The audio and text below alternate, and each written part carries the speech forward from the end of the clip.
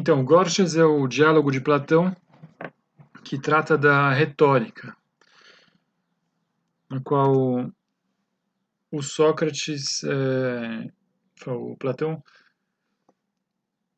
define ou descreve a retórica como uma experiência, né, um hábito que tem como objetivo o agradável e não o bem. Ao contrário da filosofia e da verdadeira política, que tem como fim o bem. Os personagens do diálogo, além do Sócrates, os principais são o Gorgias, que é um grande mestre da retórica, um dos maiores sofistas da época, o Polo, que é um jovem aprendiz de retórica, né, mas que tem algum pudor, ele recua diante de algumas consequências vergonhosas das suas ideias, e o Cállicles, que é um jovem arrogante que aceita cinicamente qualquer consequência, por mais imoral ou vergonhosa das suas ideias, defendendo até o fim para vencer o debate. O diálogo pode ser dividido em quatro partes. Na primeira parte, o Sócrates discute com Gorgias, procurando uma definição do que é a retórica. E o Gorgias, eles chegam a essa definição de que a retórica é a operária da persuasão, é uma arte que produz a persuasão. Uma segunda parte, no segundo momento, o Sócrates discute com o Polo, com uma pequena participação do Gorgias, e é nessa parte que o Sócrates propõe a sua própria definição da retórica como uma experiência lisonjeira. Uma terceira parte, num terceiro momento, o Sócrates discute com o Cállicles, que defende que, no fundo, o verdadeiro bem é o prazer, né? Então, por isso, a gente não deve condenar a retórica por buscar agradar. E numa quarta parte, o Sócrates, praticamente sozinho, mostra em que a retórica, a via da retórica se opõe à via da filosofia e por que a via da filosofia é superior à da retórica. Então, na primeira parte, o Sócrates discute com Gorgias, né, procurando estabelecer uma definição da retórica, né? O Gorgias diz que então a retórica é uma arte ou uma ciência, né? Então Sócrates diz, mas é uma arte, por exemplo, o sapateiro, a arte do sapateiro é fazer sapato, né? A arte do médico é curar os doentes. Qual que é a arte? Qual que é o objeto dessa arte da retórica? E aí o Gorgias fala, o objeto dessa arte são os discursos, né? Então a retórica é uma arte dos discursos. Aí o Sócrates fala assim, mas espera aí,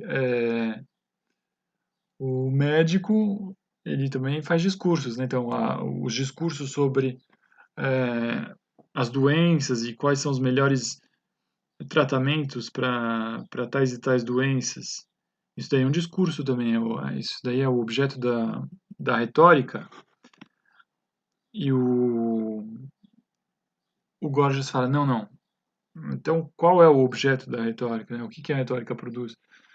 Ele fala, não, é que a medicina, é verdade que ela faz alguns discursos, mas também tem uma ação, né? O médico vai lá, opera o paciente, cura e tal. O sapateiro faz sapato, né? Então não é só um discurso, tem também uma ação manual.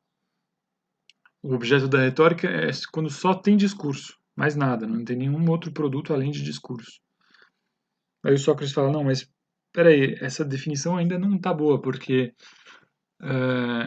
a aritmética e a geometria também só fazem discursos, né? Não produz nada concreto. Você vai dizer então que a geometria e a aritmética são parte da retórica? Eu falo, não, não. É que o objeto da retórica são as maiores e melhores coisas humanas, né? Então, as coisas. O Gorgias está pensando aí nas questões de Estado, né? Nas questões que concernem administração da cidade. E essa arte confere o poder de persuadir os juízes, os senadores e o povo em geral em qualquer reunião. Então, a pessoa que detém essa arte, ela tem um enorme poder para convencer a cidade, os outros, a fazer aquilo que ele quer. Mas isso não responde à questão, né?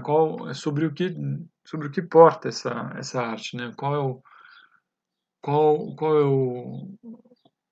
objeto, de que trata, né? Convencer as pessoas sobre o quê, né? Então são as melhores e maiores coisas humanas, mas quais são essas coisas? E aí o Gorgias fala, não, o objeto aí é o justo e o injusto. Então a retórica dá o poder de convencer as pessoas do que é justo e do que é injusto. E o Sócrates faz uma precisão, ele diz, não, mas espera aí, o sujeito que conhece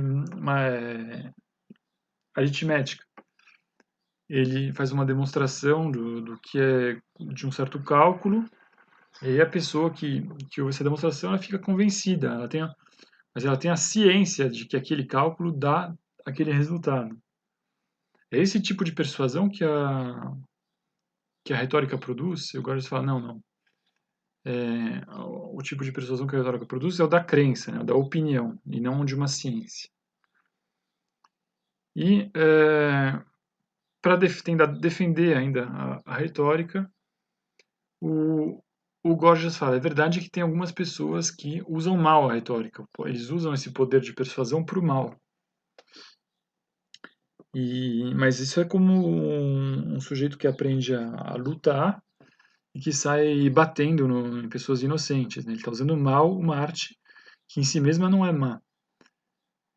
Aí você não pode culpar o professor de luta pelos erros do seu aluno, né? Por ele usar mal a arte que ele aprendeu com esse professor.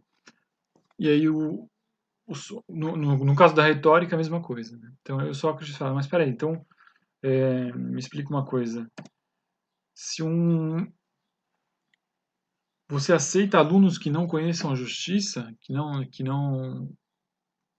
saibam nada sobre a justiça, ou você só pega aqueles que já têm um conhecimento do que é justo e da justiça, ou você mesmo ensina esse conhecimento? Você mesmo ensina a justiça? O Gorgias responde, não, eu ensino a justiça, né? Junto com faz parte do meu ensino de retórica, o ensino da justiça se o aluno não tiver ainda esse conhecimento.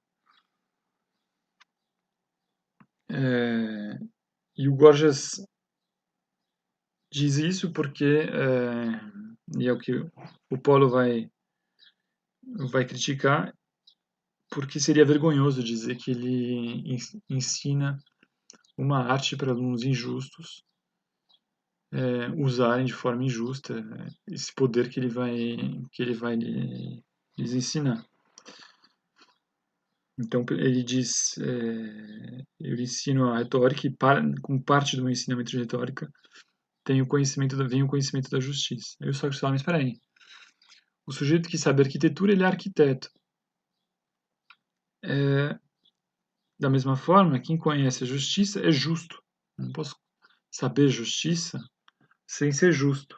Então, se eu sei a justiça, eu ajo conforme a justiça. Então, como seria possível que a retórica fosse usada injustamente se, como parte do ensinamento de retórica, dado pelo Gorgias, tem a justiça? Então, nesse momento, o, o Polo intervém. E ele diz, não, mas Gorgias, você caiu na armadilha do Sócrates.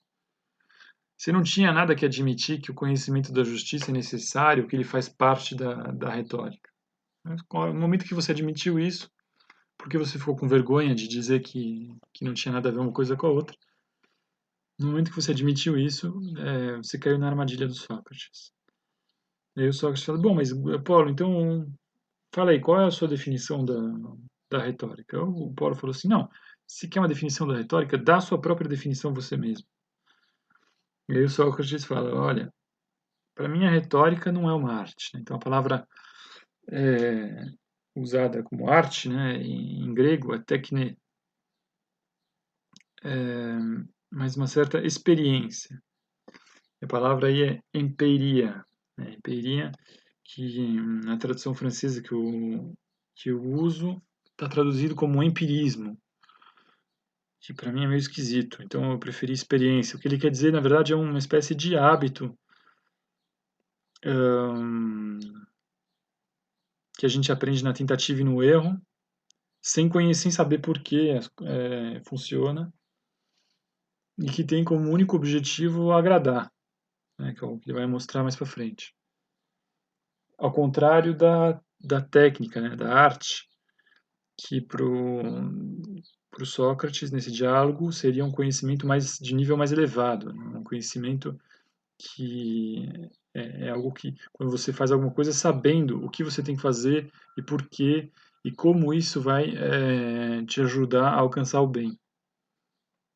E aí o Sócrates compara a retórica com a culinária, né? Então fala, as duas pertencem ao mesmo gênero, né? O gênero da lisonja, né? Uma experiência lisonjeira, que é, no fundo, um simulacro de uma parte da política. Então, o Sócrates opõe uma verdadeira política à retórica, né? Que é um simulacro dessa verdadeira política. E aí essa comparação da culinária com a retórica, ou essa analogia, né, a gente poderia dizer, é a seguinte. Então, se você tem corpo e a alma, de um lado, você tem aquilo que visa o bem, por exemplo, do corpo. Então, aquilo que visa o bem do corpo são duas artes, né? A ginástica e a medicina. Por outro lado, você tem algo que visa não o bem do corpo, mas o agradável, o prazer. E essa prática, né, ou essa experiência, é a culinária, justamente. Então, se a gente passar a mesma relação para a alma, de um lado você tem uma arte que visa ao bem da alma. E essa é o que o Sócrates considera a verdadeira política. E do outro lado você tem aquilo que visa apenas agradar a alma. E essa é a retórica. Aí o Paulo fala, não, mas espera aí, o orador, ele é extremamente poderoso. A pessoa mais poderosa da cidade é o orador, porque ele faz o que ele quiser. Aí o Sócrates fala, não, peraí. De fato, o orador ele pode fazer aquilo que lhe parece melhor e o que lhe agrada, mas não faz o que quer, e por isso é impotente.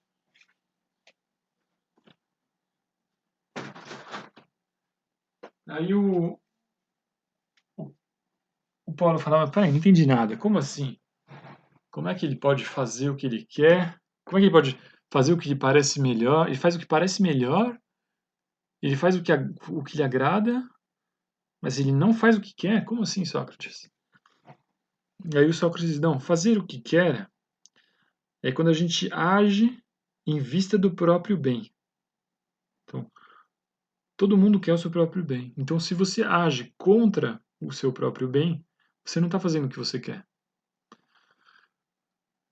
Ora, o orador ele desconhece o próprio bem. Então, ele não pode agir em vista do seu próprio bem. E por isso, ele não faz o que quer. Ele é impotente. Eu posso falar, mas espera aí, então quer dizer que aquele que tem o poder de matar quem quiser, ele não é digno de inveja? Não é o outro que morre injustamente que é mais miserável? E o Sócrates fala: não.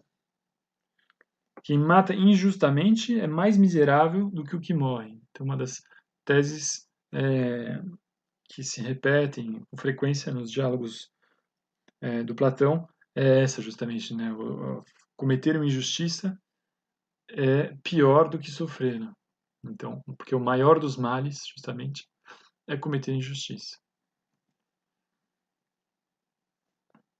E aí o Paulo fala assim, não, mas você está falando isso só porque para você defender as suas ideias, aí tentar ganhar a discussão, porque tem essa plateia aqui que vai, né, essas pessoas que estão assistindo, você não quer passar vergonha, mas no fundo você concorda comigo, você está só de má vontade. Eu Sócrates fala, não, Paulo, acho que você não entendeu o que a gente está fazendo aqui. Um orador, alguém que está no nível da retórica, ele procura convencer a plateia. Não está nem aí para o seu adversário. O objetivo dele é convencer a plateia a ficar do seu lado contra o seu adversário. E se ele conseguir fazer isso, ele ganhou o debate retórico. Mas o que eu faço não é isso. O que eu faço não é retórica. Eu não sou orador. O que eu faço é o diálogo, né? Ou a dialética, a gente poderia dizer. E no diálogo, a única pessoa que eu quero convencer é você, é o meu adversário. Eu não estou nem aí para a plateia, não tem nenhum motivo para para ter má vontade.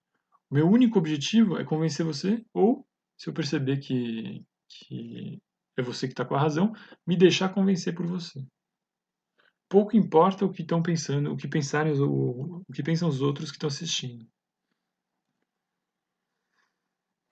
E aí, volta. Então quer dizer que cometer injustiça, para mim, parece melhor, Sócrates. Mas eu concordo, é mais feio. Então ele faz essa distinção. É mais feio cometer um ato injusto, fazer algo imoral, do que sofrer essa injustiça. Mas não é melhor, a gente não vai dizer que é melhor. O Sócrates fala, bom, tá bom. Então vamos analisar isso. Você concorda que é mais feio, mas você só não concorda que você só acha que não é melhor. Então quer dizer, você recusa a identidade entre o que é bom e o que é belo. Mas vamos ver, o que faz alguma coisa bela? Existem duas possibilidades. Ou é o prazer que essa coisa proporciona, né? A visão de uma bela paisagem proporciona um certo prazer.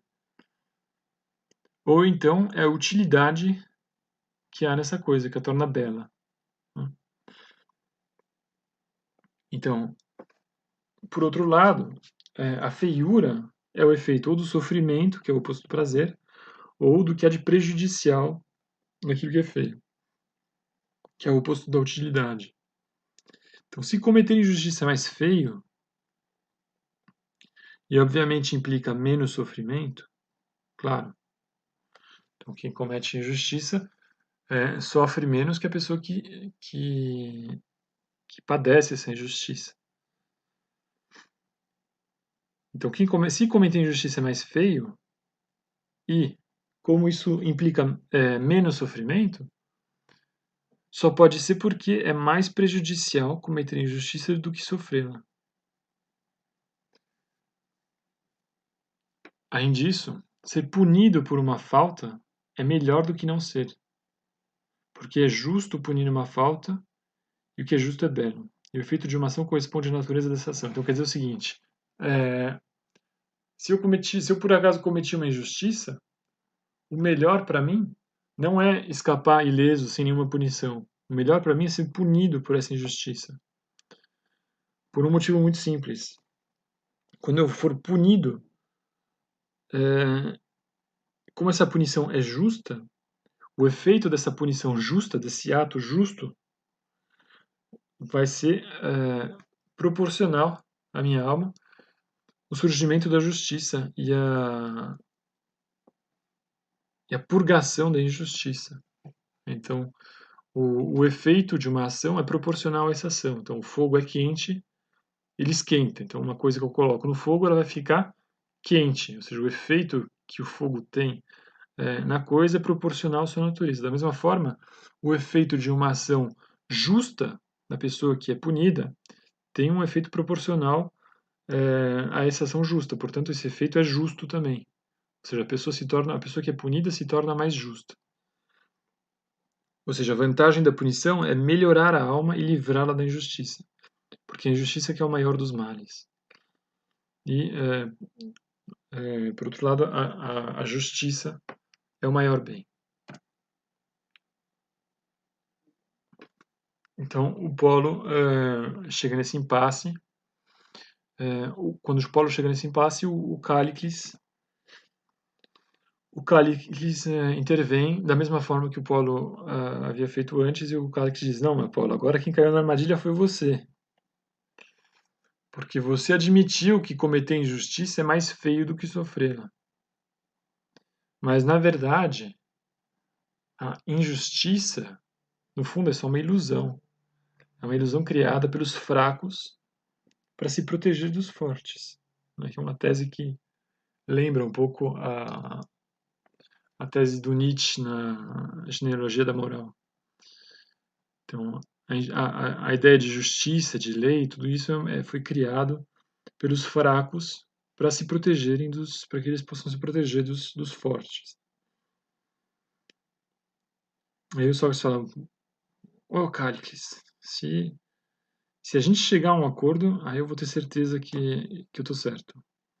Porque você é franco, você fala o que você pensa, eu sei que você é meu amigo, que você quer o meu bem e você é muito douto. Então, se eu conseguir convencer você, eu vou ter certeza que eu tô com a razão. Então, o Cállicles faz essa distinção pela lei da natureza, entre a lei da natureza, né, e a lei, ou seja, a natureza e a lei, ou a lei da natureza e a lei dos homens. Pela lei da natureza, o melhor e mais poderoso deve dominar, ter mais do que os outros. Então, essa intervenção bruta do Cállicles, em que ele opõe, como parece que era um lugar comum entre os sofistas da época, a natureza e a lei. Então, segundo a natureza, sofrer injustiça é mais feio do que cometê-la. Segundo a lei, cometê-la é mais feio. Só que a lei foi feita pelos fracos para se protegerem dos fortes. E aí o Kali, depois de fazer essa intervenção, achando que está arrasando, o Cállicles ainda aproveita para dar um discurso, para dar um conselho para o Sócrates, né? E fala assim: olha, Sócrates, esse negócio de filosofia é para os jovens. Né? É legal, é bacana, né? Um jovem aprender um pouquinho de filosofia quando ele está se formando e tal, mas na hora até um certo ponto. Depois ele tem que se dedicar a ocupações mais nobres, né? Mais dignas de um homem livre, como subentendendo como é o caso da retórica. O filósofo, ele é incapaz de se defender. A gente viu antes que o mestre da retórica, ele pode convencer as pessoas do que ele quiser. Então, se ele for levado diante de um tribunal, ele pode se defender, convencer os juízes de que ele tem que ser solto. Então, ninguém pode. Ele é intocável. Ao passo que o filósofo, como ele está buscando a verdade, não quer dizer que ele vai conseguir convencer os outros. Né? Então, se levarem ele diante da justiça, ele pode muito bem ser condenado. Né? E se alguém quiser a sua morte, ele pode até ser condenado à morte, como de fato vai acontecer com Sócrates. Né? Então, aqui a gente está vendo o Platão escreve isso como se ele tivesse um diálogo foi provavelmente escrito depois da morte do Sócrates, mas o Platão situa ele algum tempo antes, né? Então, bom, evidentemente. Mas querendo, como se ele estivesse antecipando o que aconteceria com Sócrates.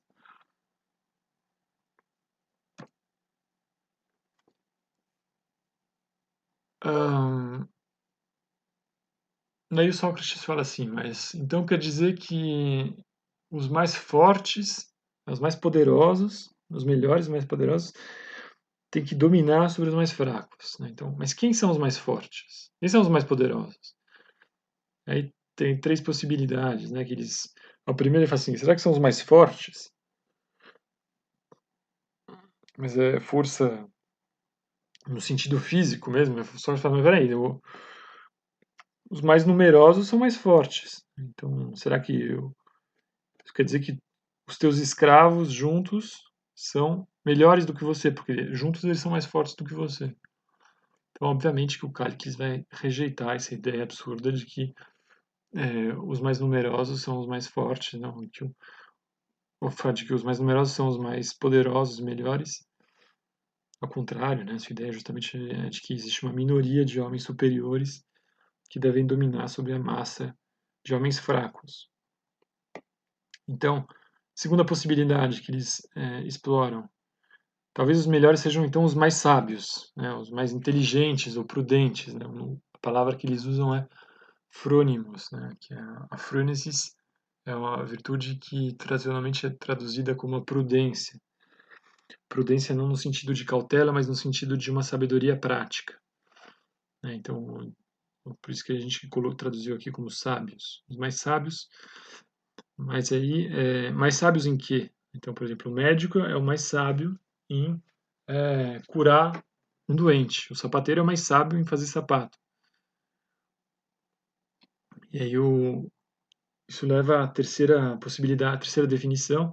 Não, os melhores são aqueles que são mais sábios e corajosos nos assuntos da cidade, para governá-la. Né? Então, a gente vê que o Cálices vai mudando de definição, conforme ele vê que a coisa não funciona, ele dá uma outra ideia, uma outra definição. Mas o Sócrates fala, mas com relação a si mesmos, eles também têm que governar a si mesmos, né? Eles têm que ser mestres de si, comandando em si prazeres e paixões. E o Cálices fala, não, viver bem não é comandar sobre as suas paixões, não é ser mestre de si. Viver bem é satisfazer as suas paixões. Reprimir as paixões é a vida de um escravo. Um homem livre, um homem superior, ele tem que fazer o que ele quiser, ele tem que satisfazer todas as suas paixões. Aí o Sócrates falou, vamos analisar um pouquinho isso. Será que satisfazer as paixões é a melhor vida?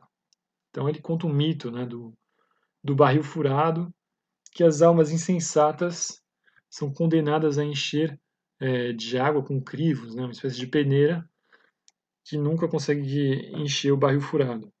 Então, a alma que tenta satisfazer os próprios desejos está mais ou menos nessa mesma situação. E aí ele diz que nesse mito, por isso que a gente se diz que a vida é uma morte, né, e o corpo é o túmulo da alma. Né? Então, que aparentemente vem de um fragmento, ou pelo menos se encontra no fragmento do Filolau, que é um pitagórico, e que se joga um pouco com as palavras, né, o corpo e túmulo. Corpo é soma e túmulo sema. Então, o corpo seria o túmulo da alma. E então ele fala, mas pensa bem, tudo bem que você não aceita o mito, o Cálices evidentemente ele rejeita o mito, e fala, não, isso é historinha, conto de fadas, historinha para criança, historinha de mulherzinha. Não sei como você acredita nisso, nessas coisas, Sócrates. E aí o Sócrates fala, não, mas pensa bem, se a felicidade, então, se a felicidade, se a melhor vida é você ter fome e comer, ter sede e beber, porque você só tem prazer quando você tem o desejo, né? Você só tem prazer de comer quando você está com fome. Quando você não está com fome, comer não é um prazer. Então, para você ter esse prazer de comer, você precisa ter fome.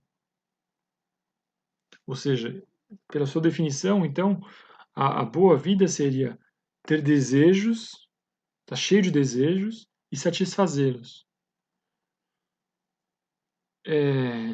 Então, isso quer dizer que é mais ou menos como você ter sarna e se coçar.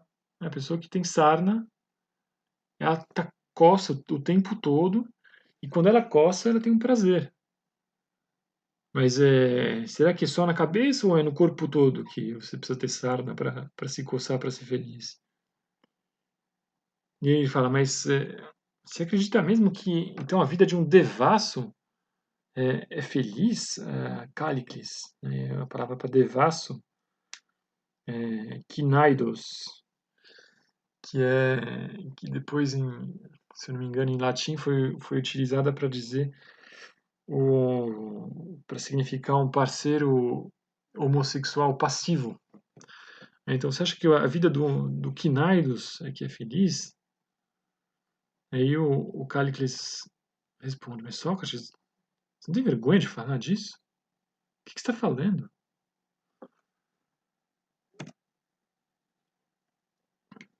Aí o Sócrates fala, não, mas vergonhoso é a sua ideia, Cállicles. Pensa bem. Ah, o desejo em si, ele é penível. Então, ter fome é penível, ter sede é penível. E a sua satisfação é prazerosa. Mas como só tem prazer quando tem o sofrimento, você tem prazer e sofrimento juntos. Portanto, você não pode dizer que o prazer é igual ao bem e o sofrimento é igual ao mal, porque o bem e o mal se excluem mutuamente. Ou seja, como a saúde e a doença, por exemplo. Quando você está saudável, você não está doente. Então, se você está doente e você é curado, você não está mais doente. Ou você está saudável ou você está doente. Você não pode ficar doente e saudável ao mesmo tempo. Pelo menos não na mesma coisa. Então, o prazer e o sofrimento não podem ser identificados ao bem ou ao mal. Os bons são bons pelo bem que há neles. Ou seja, quando você tem o bem em você, você é bom. Ora, se ser bom é ser sábio e corajoso, e se o bem é o prazer, então os bons serão maus, né? E os maus serão bons. Ou seja, o Cálices tinha dito antes que os melhores eram os sábios e corajosos. E ao mesmo tempo ele tinha dito que, no fundo, o que interessa é o prazer, né? O bem é o prazer. E por isso que a retórica não pode ser condenada, por terem visto o prazer. Eu só falo, essas duas ideias não são compatíveis. Porque o sujeito sábio e corajoso, ele pode sofrer. E o sujeito imbecil e covarde, ele pode sentir prazer. Então, essas duas ideias não combinam, né? Não são incoerentes.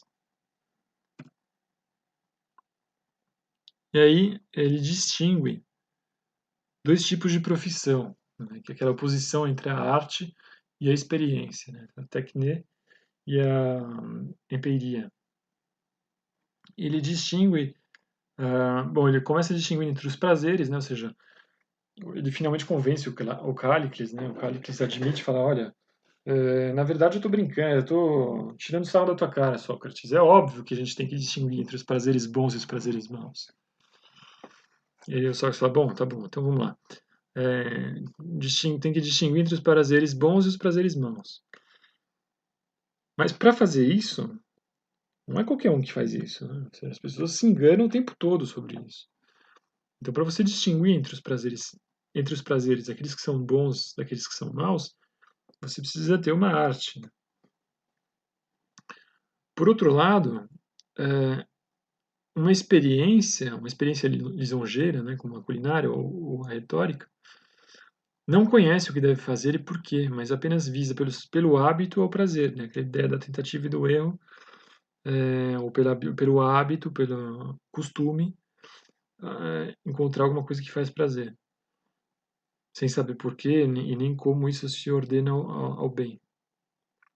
Então Sócrates coloca nessa categoria a retórica, a poesia, ou pelo menos uma parte da poesia, a flauta, a cítara, ou pelo menos em certos casos, entre outras coisas. E ele disse, não, só escaparia disso um orador que falasse não com o objetivo de agradar, mas com o objetivo de ordenar a alma dos seus ouvintes, inspirando neles a sabedoria e a justiça. E a gente se aproxima do que o Sócrates vê como a verdadeira política.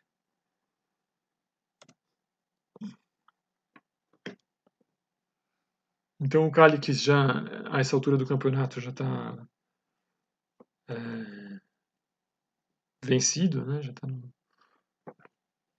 Já está desesperado, não quer mais continuar a conversa, mas como insistem muito, ele vai respondendo só pela forma, né? Só para o Sócrates terminar logo. Então o Sócrates, nessa parte, ele fala praticamente sozinho, né? Então, alguma outra intervenção do Calixto. E aqui ele vai distinguir entre a via da retórica e a via da filosofia. Então, voltando ao assunto, né, o orador ele pode ter em vista o bem ou o que é agradável para os seus ouvintes. Então, a gente pode distinguir aí dois tipos de eloquência política. Né? Uma lisonjeia, que é a retórica, tal como ela é entendida pelo Cálicles, e a outra procura melhorar as almas dos seus ouvintes. E aí ele fala, mas será que tem algum orador que faz isso? Que procura melhorar as almas dos seus ouvintes? O cara fala, não, mas peraí, tem o... Você não acha que é o caso do Temístocles, do Címono e do Milcíades e do Péricles, que foram grandes homens de Estado de Atenas? E aí o Sócrates fala, não, não. É verdade que eles fizeram grandes coisas por Atenas, pelos atenienses, né? Eles conseguiram realizar grandes obras, grandes feitos.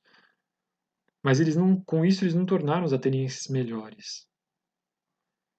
Eles tornaram talvez a cidade de Atenas mais rica, mais poderosa, mas eles não tornaram os atenienses melhores. Então por isso eles não se encaixam nessa. Eles deram aos atenienses aquilo que eles desejavam, aquilo que lhes agradava, mas não aquilo que eles ou que os faria melhores. Em oposição a isso, então, a verdadeira política é a que torna os cidadãos melhores, né? Fazendo nascer neles a justiça e extirpando a injustiça. Então, essa arte a verdadeira arte política, ela incute uma ordem nas almas, que se tornam temperantes e sábias. Temperança é, portanto, condição para uma vida feliz, ou seja, exatamente o contrário do que dizia o Cálicles, né? Que o homem livre ele deveria e superior, ele deveria satisfazer todos os seus desejos. Não, para você ser feliz você tem que ser temperante e sábio, né? Você tem que ter uma ordem na sua alma.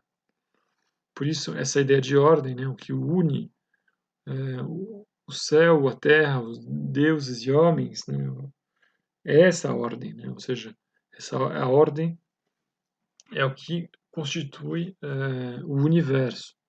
Por isso, diz o Sócrates, os sábios chamam o mundo cosmos. Né? O cosmos, em grego, significa ordem. Portanto, cometer injustiça é pior do que sofrê-la. Então, o Cálicles tinha criticado o Polo por ter admitido que era mais feio cometer injustiça. Porque com isso o Sócrates conseguiu mostrar que se era mais feio também era pior. Mas o Sócrates está mostrando aqui que, no fundo, o Polo estava certo em admitir isso.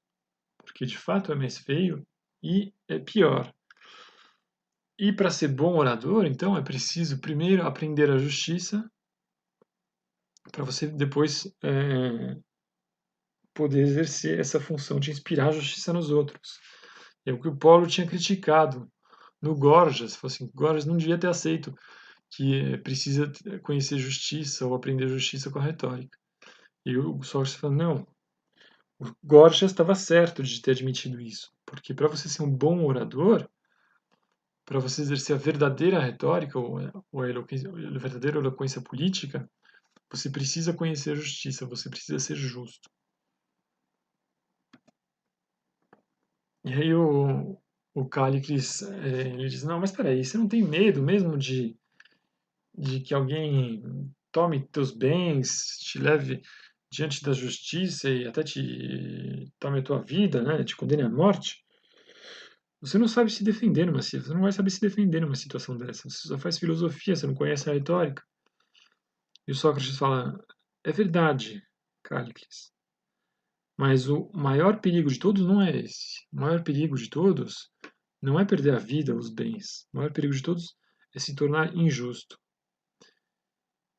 E para você, a melhor forma de evitar sofrer injustiça é se tornar forte, é se tornar amigo e parecido com as pessoas poderosas, né? Para você ser amigo das pessoas poderosas, você tem que ser parecido com eles. E, em geral, isso significa que você vai ter que ser injusto, embora pode ter alguns casos em que pessoas justas sejam as mais poderosas, mas, via de regra, não são as pessoas mais justas que são mais poderosas. Para você se tornar forte e poderoso, você vai ter que acabar se tornando injusto. Ora, a maior obra humana não é ter uma vida longa e segura. A maior obra humana é ter uma boa vida, né? Ter uma vida justa. Então, esse risco de perder a vida não é tão grande quanto o risco de se tornar injusto. É melhor perder a vida do que se tornar injusto. E para exercer a função pública, primeiro a pessoa deveria provar que ela é capaz de tornar os outros melhores. Só assim ela vai poder exercer a verdadeira política. Só assim ela vai, que consiste justamente nisso, em tornar os outros melhores. Ora, os homens de Estado, né, que você citou, o Péricles e os outros, eles foram rejeitados pelo povo. Mas se eles foram rejeitados pelo povo, esse povo que eles mesmos dirigiam, isso prova que esse povo não foi tornado melhor por eles. Então é verdade, Cálices, ocorre esse risco de ser levado por algum acusador diante de juízes e ser condenado à morte. Seria mais ou menos o caso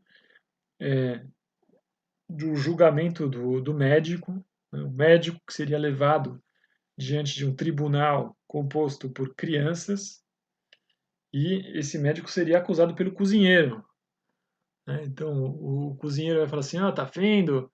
Ele impede você de comer chocolate e todas as sobremesas que eu faço. Ele dá remédio amargo. Ele é um inimigo do povo. E aí o Sócrates fala, seria o que o médico poderia fazer nessa situação? Ele vai dizer para as crianças que é para o bem delas? E por acaso as crianças vão aceitar esse tipo de discurso? É claro que não. Então, é verdade, ele estaria impotente, incapaz de se defender.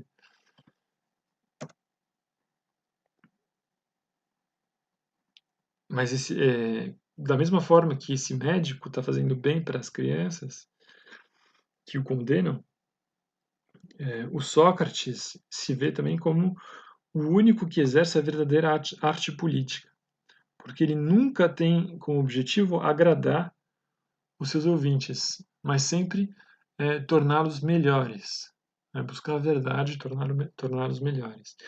Então ele reconhece o risco de ser condenado, mas ele diz que esse risco vale a pena.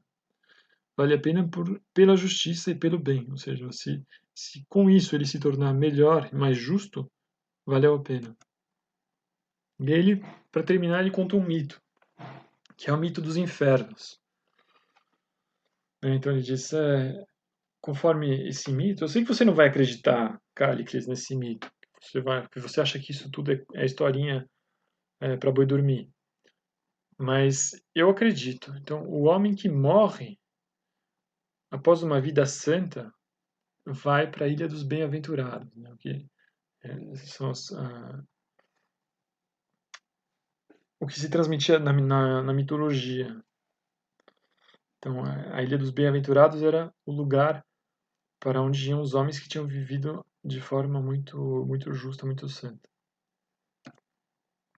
Os demais vão para um lugar de expiação, Tártaro, uma espécie de inferno.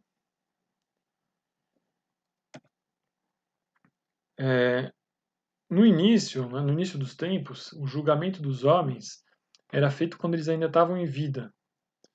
E aí aconteciam muitos erros, porque os juízes viam o homem vivo com a riqueza, as honras, o testemunho das outras pessoas, eles se deixavam impressionar por isso e, e acabavam condenando quem tinha que ser, condenando ao Tártaro aqueles que tinham que ser levados conduzidos à Ilha dos Bem-Aventurados, ou o contrário. Então Zeus decidiu, um certo momento, que o julgamento seria feito após a morte. E aí ele escolheu 3 dos seus filhos para serem juízes, né? Minos, Radamanto e Éaco. E aí ele explica, porque a morte é a separação do corpo e da alma. Então, da mesma forma como o cadáver, né? Uma pessoa que foi que sofreu cicatriz, né? Tem ferimentos e tal, ela guarda cicatrizes e o cadáver dela guarda as marcas daquilo que ele viveu. Da mesma forma, a alma também ela guarda as marcas dos hábitos que ela teve durante a vida. Né? Ela guarda as marcas do estado em que ela estava no momento da morte. E sem o corpo, né? Então como a alma está separada do corpo, sem o corpo e sem as honras e riquezas acumuladas em vida, o julgamento passa a ser feito somente com base no estado da alma, tá? Como se estivesse nua após a morte. Então dá para ver claramente o estado em que a alma está. E aí você tem 3 possibilidades, né? Então as almas santas vão para a Ilha dos Bem-Aventurados, os outros vão para o Tártaro. Alguns são corrigíveis, então eles vão para o Tártaro para sofrerem uma punição e serem curados da sua injustiça, né? Serem corrigidos. Outros são incorrigíveis, então eles vão para o Tártaro para sofrerem e para servirem de exemplo para os outros. E nessa terceira possibilidade, o Sócrates acredita que muitos tiranos, né, uma boa parte dos tiranos e dos homens poderosos que se acostumaram a fazer o mal sem nenhuma punição, livremente, vão entrar nessa terceira possibilidade. Então, por isso, desprezando o juízo dos homens, e mesmo aceitando o risco de ser condenado e morto por eles, que é o que aconteceria de verdade, que é o que aconteceu de verdade com Sócrates, ele tem um olhar fixo no seu objetivo. Qual é o objetivo do Sócrates? Tornar a sua alma tão justa quanto possível, para que no dia da sua morte não fique perdido, ele não fique perdido diante do seu verdadeiro juiz, no único julgamento que importa. Então, para o Sócrates, essa é a via da filosofia. E somente depois de entrar nessa via, de praticar isso, um homem poderia aspirar à vida política e à verdadeira arte retórica, segundo Sócrates, que tem como intuito tornar melhores os seus concidadãos. Esse é o diálogo Gorgias sobre a retórica.